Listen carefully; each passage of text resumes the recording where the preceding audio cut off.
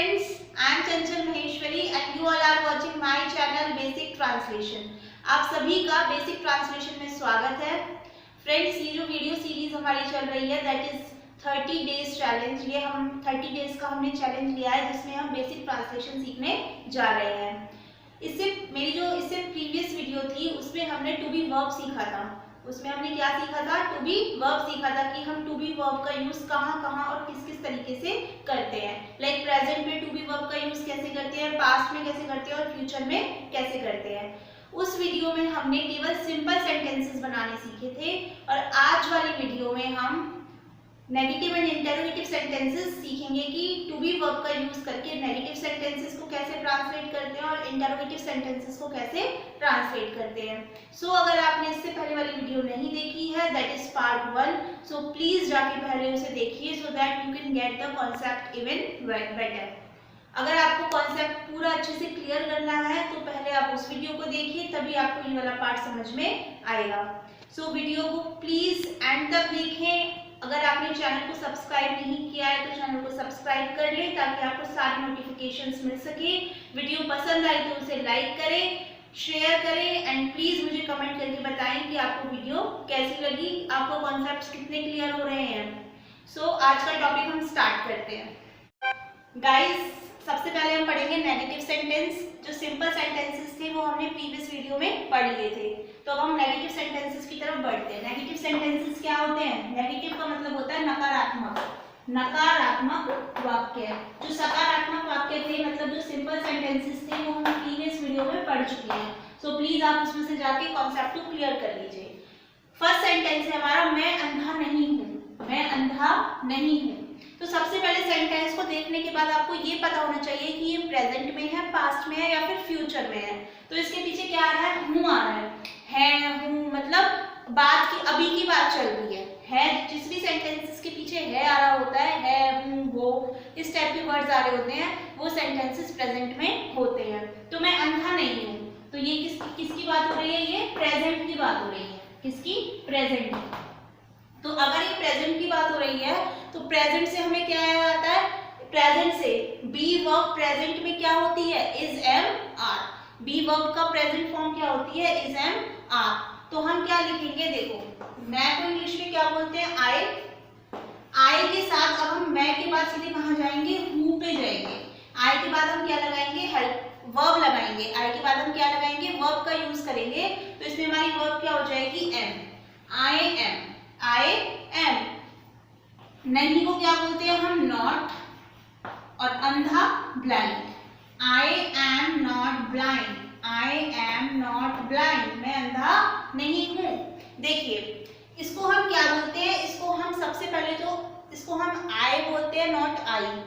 I, this is wrong. ये आई जो है ये गलत है। हम इसको क्या बोलते हैं? आई बोलते हैं।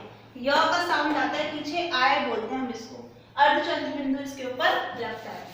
ठीक है, सो आपको इतना क्लियर हुआ? आई एम नॉट ब्लाइंड।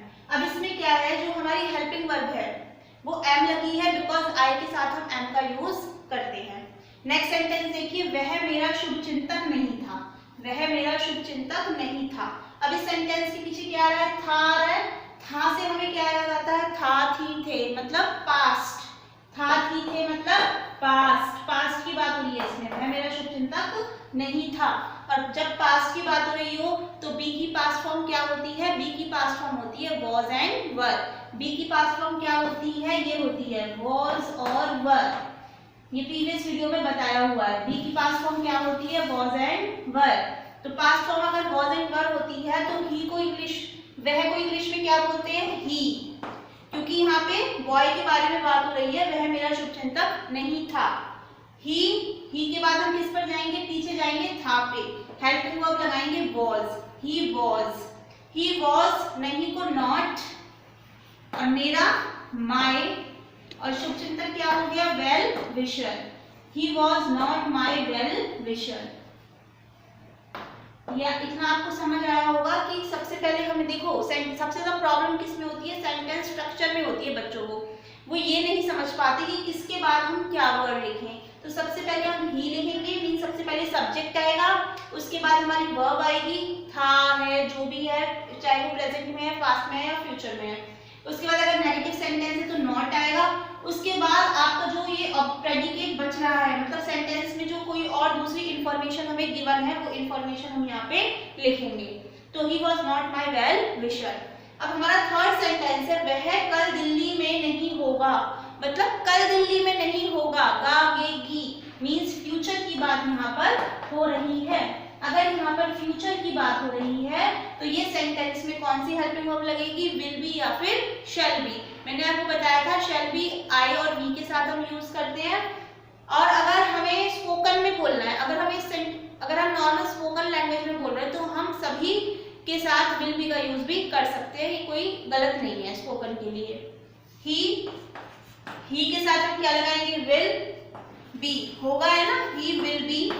अब दिल्ली में मैंने आपको बताया था एक मात्रा वाले में का क्या मतलब होता है, इन होता है, दो मात्रा वाले में का मतलब होता है आई, और एक मात्रा वाले में का मतलब होता है इन।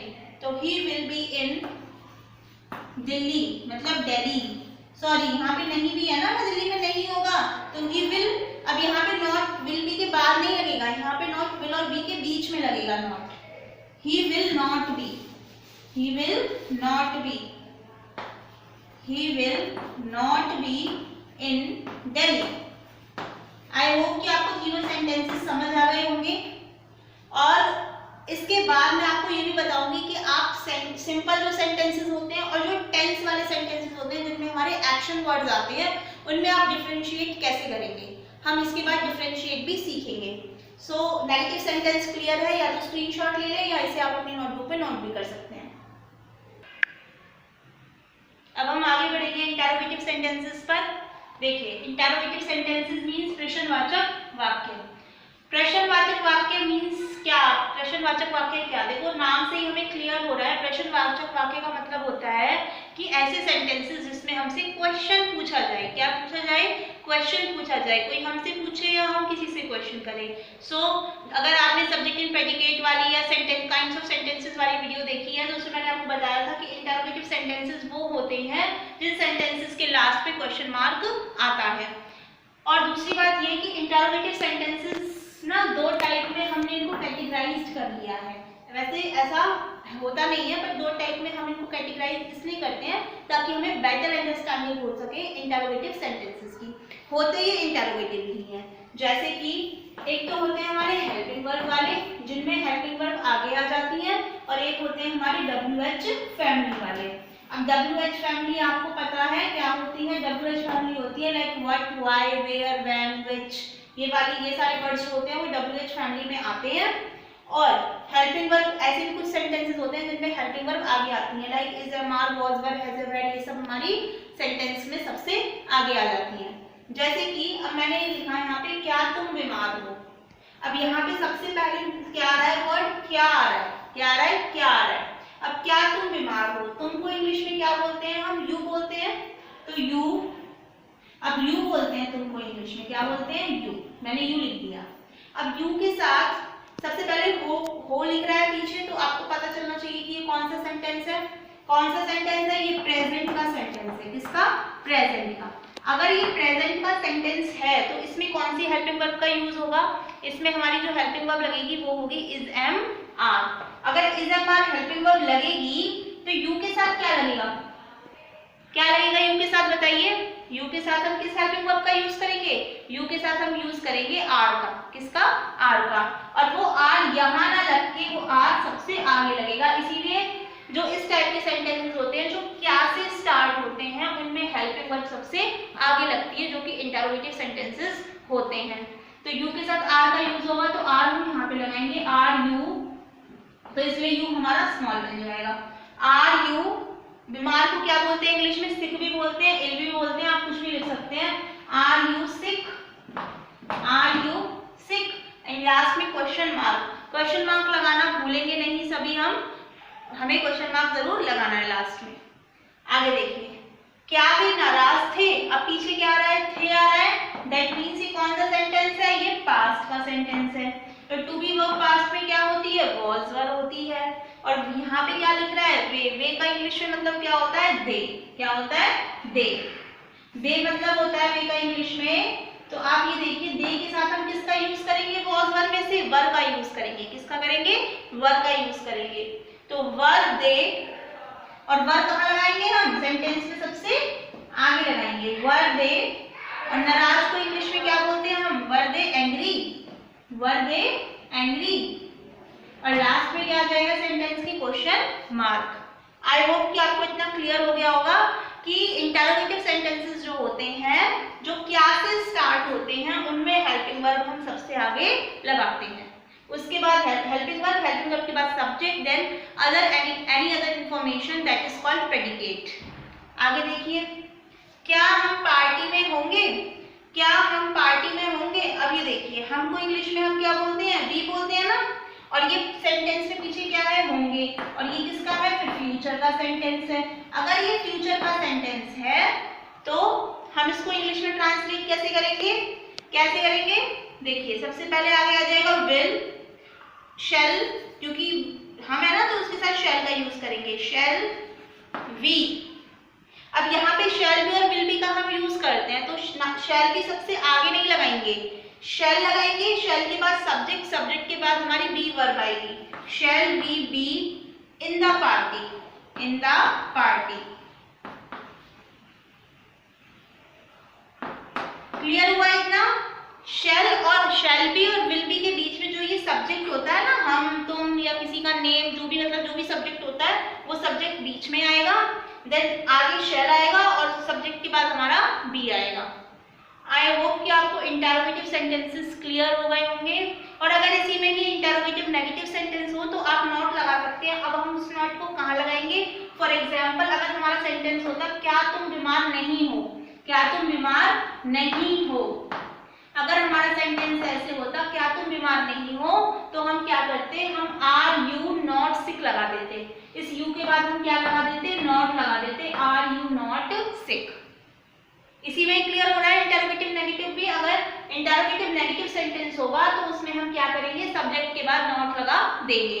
अब ऐसे यहाँ पे वर दे, इस सब्जेक्ट के बाद हम क्या लगा देंगे? यहाँ पे नॉट लगा देंगे। और अगर फ्यूचर में इंटरोगेटिव नेगेटिव सेंटेंस होगा तो हम सब्जेक्ट के बाद नॉट लगाएंगे। मतलब हमने क्या सीखा? हमने ये सीखा कि अगर इंटरोगेटिव नेगेटिव सेंटेंस होगा तो हम उसमें सब्जेक्ट के बाद क्या लगाएंगे? नॉट लगाएंगे। और हेल्पिंग वर्ब इंटरोगेटिव सेंटेंसेस में कहाँ आएगी? सब्जेक्ट से पहले आएगी हमेशा। कहाँ आएगी? सब्जेक्ट से पहले। तो आप इतने का स्क्रीनशॉट ले लीजिए, फिर इससे आगे हम डिफरेंस समझेंगे। गाइस, ये जो फ्यूचर मैंने यहाँ पे लिखा हुआ है, टू बी वर्ब का जो फ्यूचर में यूज होता है वो विल बी और शैल बी होता है। ये मैंने क्यों लिखा हुआ है या मैं ये पार्ट दोबारा से क्यों समझा रही हूँ, इसके पीछे की वाली जो बात है वो भी हम समझेंगे कि हम दोबारा से क्यों समझ रहे हैं। देखिए, विल बी और शैल बी, मैंने आपको बताया था कि अगर किसी सेंटेंस के लास्ट में होगा आ जाए तो उसमें हम किसका यूज करते हैं? वो फ्यूचर होता है हमारा। मैंने बताया था ना, होना प्लस गा होगा होता है, तो वहां पर हम शैल बी और विल बी का यूज करते हैं। बट अगर किसी सेंटेंस में रहेगा, रहेगी, ऐसे वर्ड्स भी आ जाएं तो वो भी हमारा क्या होता है? फ्यूचर होता है। बट अब हमें पता कैसे चलेगा? अब ये रहना तो वो वाला रहना भी हो सकता है ना, लिव वाला रहना भी हो सकता है। बट हमें डिफरेंशिएट करने के लिए मीन्स एक सेंटेंस के बीच में और जो एक्शन वर्ड्स वाले सेंटेंस होते हैं, लाइक एक्शन वर्ड्स मतलब जिनमें एक्शन होते हैं, मतलब उनको हम क्या कहते हैं? टेंस कहते हैं। क्या कहते हैं? टेंस। उनके बीच में सबसे बड़ा डिफरेंस यही है कि जो सिंपल सेंटेंसेस होते हैं ना, प्रेजेंट पास्ट और फ्यूचर के, उनमें तो एक्शन वर्ड्स यूज नहीं होते। एक्शन वर्ड्स का मतलब क्या है? अब ये एक्शन वर्ड्स का मतलब है हमारा, for example, I am teaching you means teach, play, laugh, sit, stand. हम 3 फॉर्म्स ऑफ वर्ब पढ़ते हैं ना, ऐसे go, went, gone, do, did, done, और भी बहुत सारे, स्पीक, स्पोक, स्पोकन। तो ये क्या होते हैं? हमारे एक्शन होते हैं, हमारी बॉडी के कुछ एक्शन होते हैं जो हम सुबह से शाम तक करते हैं। तो वो सारे जितने भी एक्शंस होते हैं ना, वो सेंटेंसेस में, मतलब जो सिंपल स्टेटमेंट वाले सेंटेंसेस होते हैं उनमें यूज नहीं होते। बट जो जब हम टेंस सीखते हैं या फिर जब हम ऐसे सेंटेंसेस सीखते हैं जहाँ पर एक्शन आ रहा हो, कोई भी एक्शन आ रहा हो, like I can play, I can sit, तो इस टाइप के जब एक्शंस आ रहे हो तो वहां पर हम वहां पर हम वर्ब लगाते हैं, मतलब सिंपल सेंटेंसेस में हम वर्ब्स नहीं लगाते, और जो हमारे टेंसेस होते हैं उनमें हम वर्ब्स का यूज करते हैं, मतलब एक्शंस का हम यूज करते हैं। सो आपको क्लियर हुआ कि हम रहेगा रहेगी कैसे यूज करेंगे। जैसे कि मैं आपको एक डिफरेंशिएट करके बताती हूँ। जैसे कि हमारा फर्स्ट सेंटेंस है राधा दिल्ली में रहेगी। अब यहाँ पे जो ये रहना है ये लिव वाला रहना है। यहाँ पे रहना का जो मतलब है वो लिव है, लिव मीन्स रहना। तो यहाँ पे जो हम जब हम इसका ट्रांसलेशन करेंगे तो हम कैसे करेंगे, यहाँ पे हम लिखेंगे Radha will live in Delhi. Radha will live in Delhi. अब यहाँ पे क्या हो रहा है, यहाँ पे एक्शन हो रहा है कि वो रह रही है। यहाँ पे लिव जो है, रहना मीन्स यहाँ पे लिव का मीन, यहाँ पे लिव जो है वो एक वर्ब है। क्या है, एक वर्ब है, एक्शन वर्ड है। बट यहाँ पे जो दूसरा सेंटेंस है वह है खुश रहेगी। अब यहाँ पे जो ये खुश है ये एक्शन नहीं है, ये एक्शन नहीं है, ये एडजेक्टिव है। क्या है ये एक एडजेक्टिव है, ये एक विशेषण है। वह की विशेषता बताई जा रही है कि वह खुश रहेगी।